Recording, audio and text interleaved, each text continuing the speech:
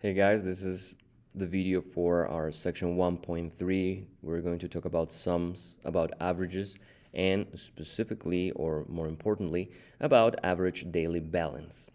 So here are the slides. We're going to have a discussion about the question of the day in a moment, or probably we had it already. Not sure. We'll see.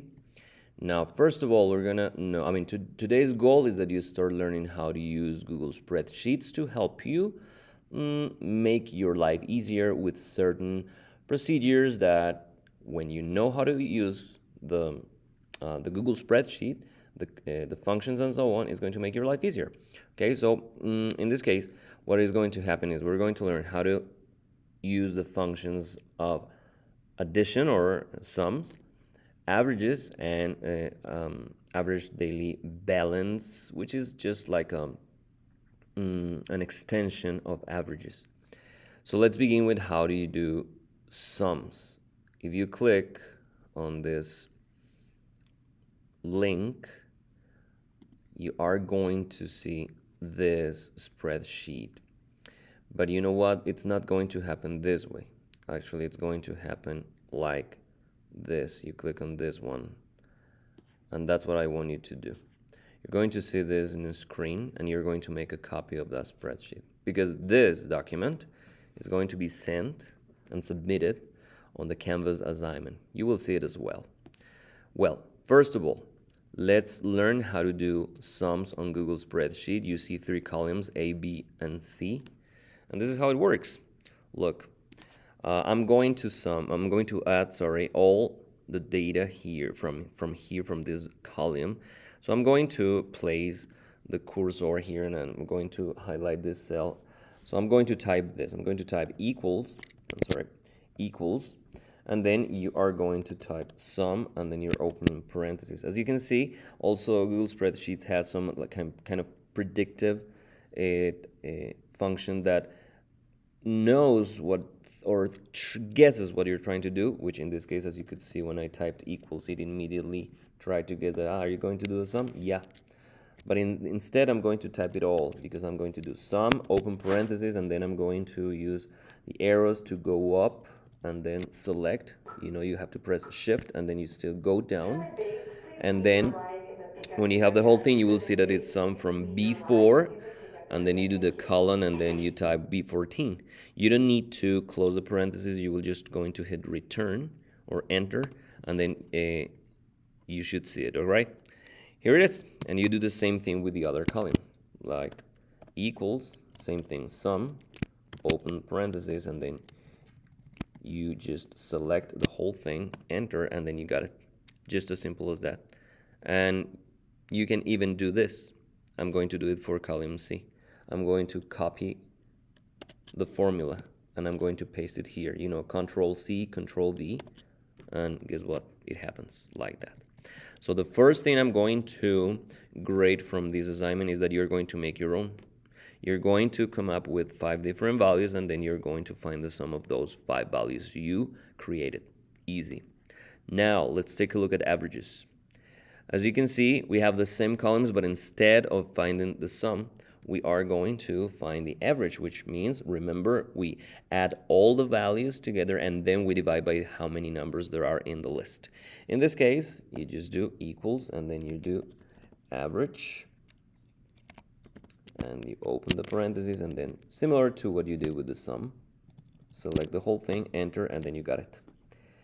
Same thing here, equals average, open parentheses, and then select the whole thing and enter. You got it. And remember, I can do Control C, Control V.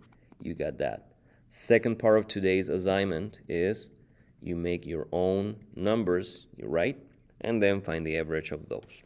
Now here's where these two first parts were the easiest and the shortest ones. Okay, now in terms of the average daily balance, and why is it important for us to know this?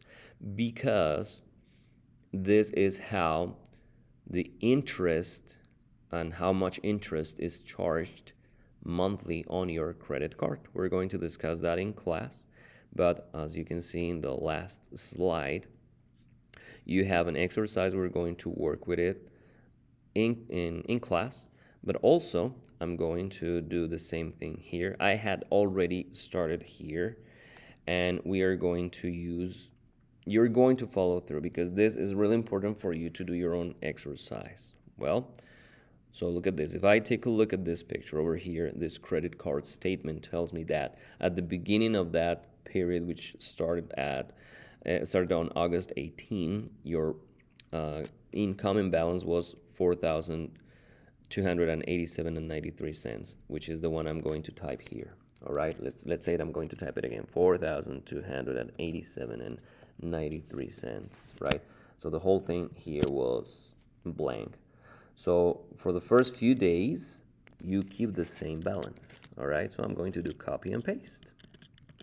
But what happens? On the 20th, you can see here, there was a purchase. You bought something at Walmart for $76 and $43, and then you are going to type it here. Tap it here, $76.43. So what happens? This is going to increase your balance. I mean, it's more money that you're going to owe the bank. What am I going to do? Equals, and I'm going to add this plus this. There you go. Now your balance increased. As you can see, these two match, okay? Which is okay. Then for the next few days, your balance is going to be the same. But what happens? On the 25th, as you can see, you paid probably the minimum payment. We're going to discuss about that in class. You paid $287.93. And I'm going to use a negative number because this is going to reduce your balance, which means that this cell tells you that you have this plus this, but since it is a negative number, that is why you actually are making a subtraction or doing a subtraction, okay? The day after, means of the 26th, you purchased something at Chevron for $37.42, okay? Same thing, this cell is just adding this and this.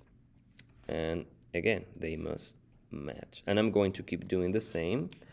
Here we have the same values until we get to the 31st where you do the Netflix payment, okay? And we do the sum, and now you know the drill, right? So I'm gonna try to do it as fast as possible. Then there's a 6.87, same thing. There's a sum, or not a sum, sorry, it's just adding this together, right? And let's keep going. And you know what, I'm doing this to make it faster. Then on the 10th of September, you have this Amazon purchase for $35 and $52. So you do this plus this, just keep going, and we're close to finishing. And you need to pay attention to this last part, okay? On the 14th, Costa Vida, we have this amount plus this, okay? And then the balance did not change later on. Okay, average daily balance, you're going to use, how does that work? You are going to say equals and the average function of what? As you can see, Google is predicting that you go from cell C2 all the way to C32. That's correct. So you click on it or you choose it, and that's your average daily balance. But now here goes the interesting part. Your credit card has a 26.99% of APR. We're going to discuss this in class so you understand what it means. The daily interest rate is this. I'm going to take that $26.99 and divide it in 365 days, okay? But I'm taking you take it in terms of percentage, and then you take it in terms of interest, but as a number. First as a percentage and then as a number. So we have 0.2699, and that is divided by 365. Why? Because it's days. All right, that is pretty much your daily interest rate. Although, you know what, it should be like this, 26.99 divided by 365. That's in terms of percentage.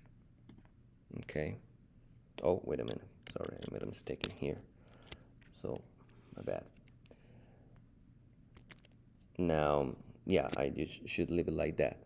And the daily interest is how much money is that per day.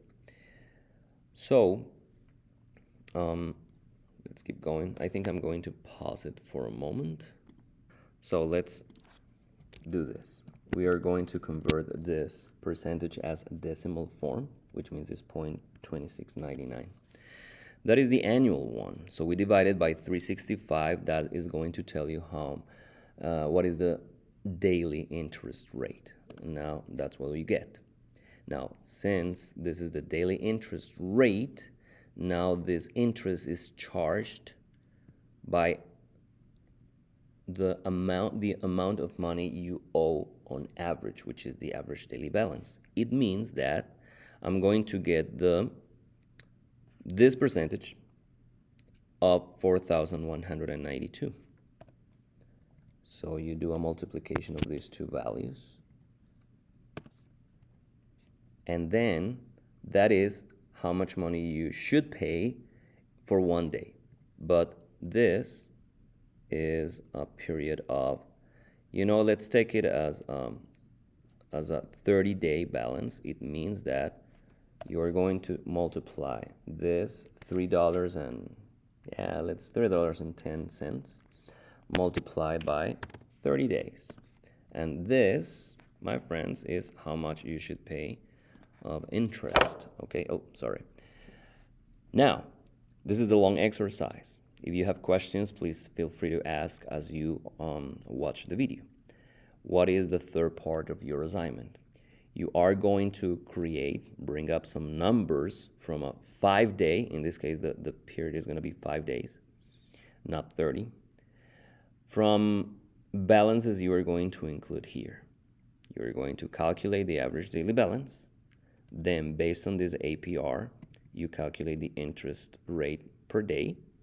You're going to figure out how much you should pay per day of interest, but then, since the period is 5 days, you should find out what is the total interest you paid in a 5-day period.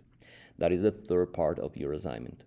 Once you finish, make sure that you click on Share right here, and when you do that, it will show something like this, but make sure that here, General Access, you click on Anyone with the link.